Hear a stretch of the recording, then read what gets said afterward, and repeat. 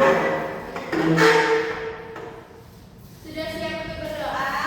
Sudah, Bu. Ayo dipimpin doanya.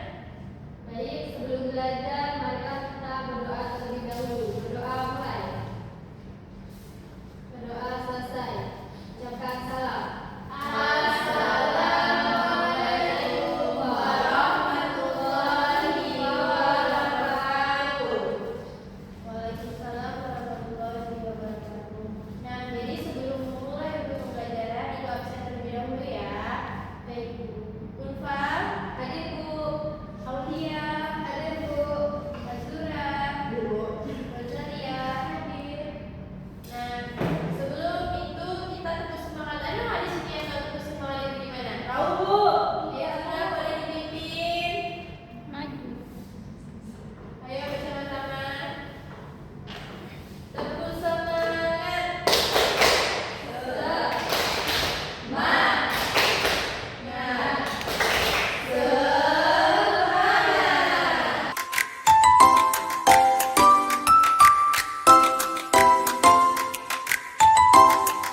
Kita sudah belajar tentang manfaat air. Ada nggak di sini yang masih ingat apa itu manfaat air?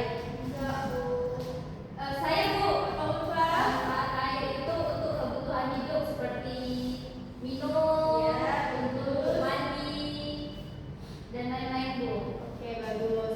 Nah, jadi kan kita manfaatkan air itu setiap hari. Kenapa sih air itu tidak akan habis? Karena dari hujan, Bu. Bagus. Ada yang tahu yang lain? Tidak, Bu. Oke. Nah, karena kenapa sih air itu tidak habis yang kita gunakan sehari itu? Nah, kenapa air itu tidak habis? Nah, air tidak akan habis karena air itu mengalami perputaran. Nah, di sini untuk materi hari ini kita akan belajar bersama-sama tentang siklus air. Ada nggak di sini yang tahu apa itu siklus air? Nggak tahu, Bu. Oke.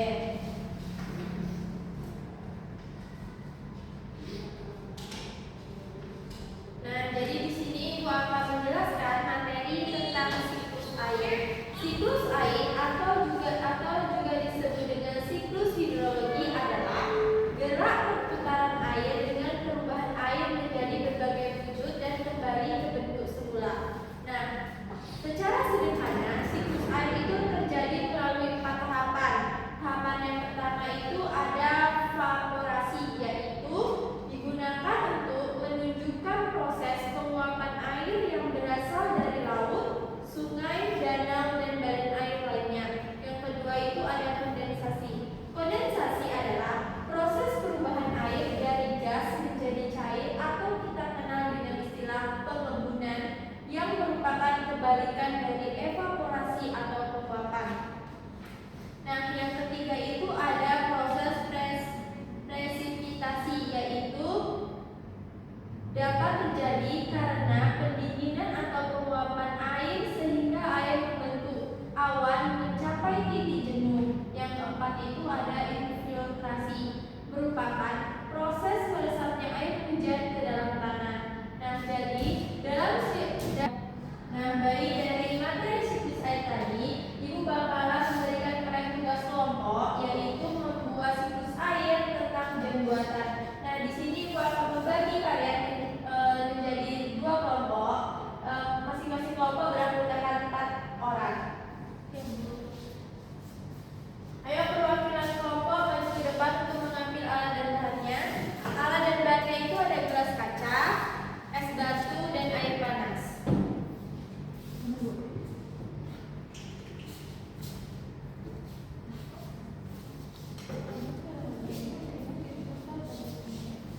Nah, Ibu bakalan menjelaskan bagaimana cara membuat jam buatan.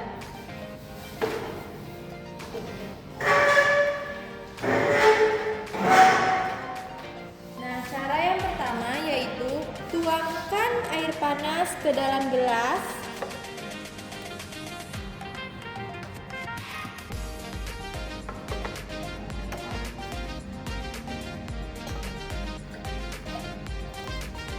Setengah boleh. Langkah yang kedua, kita bisa letakkan piring di atas gelas yang sudah berisi es batu. Lalu setelah itu kita tunggu beberapa menit, diamati nanti akan turun tetesan-tetesan air.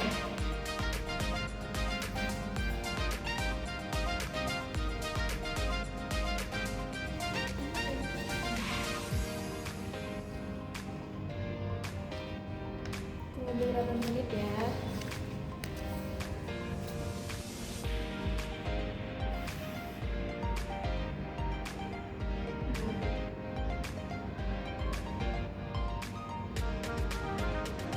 Nah, setelah melakukan percobaan dan setelah anak-anak amati, sekarang kalian membuat hasil percobaan dari praktek yang telah kalian lakukan. Nanti akan maju perwakilan kelompok untuk menyampaikan hasil dari praktek kalian. Dikasih waktu 10 menit ya.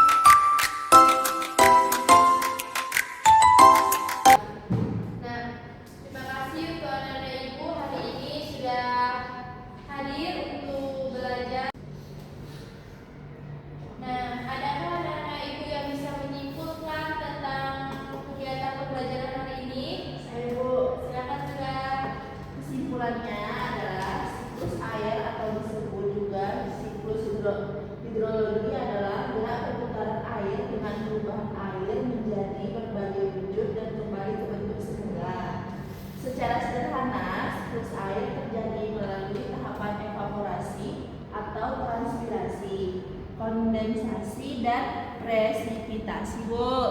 Terima kasih Zura. Ya, Bu. Baik,